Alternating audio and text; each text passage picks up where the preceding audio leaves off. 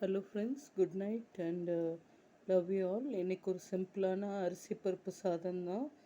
ஒரு படி ஆற்காடு பொன்னி ரைஸோட அரைப்படி துவரம் பருப்பு போட்டு ஊற வச்சு சுடு தண்ணியில் சின்ன வெங்காயம் ஒரு கை நிறைய, சீரகம், பூண்டு, கருவேப்பிலை, அப்புறம் கொஞ்சம் பெருங்காயம் இதெல்லாம் போட்டு மஞ்சள் பொடி போட்டு தாளிச்சிட்டு ஒரு 2 மிளகாய், 1 டீஸ்பூன் பெப்பர் பொடி போட்டு தாளிதம் செஞ்சுட்டு நல்லா லாஸ்ட்டில் என்ன பண்ணுறோன்னா, 1 கப் ரைஸுன்னா 2 கப் தண்ணி, பருப்புக்கு 1 cup, so totally 3 cups water.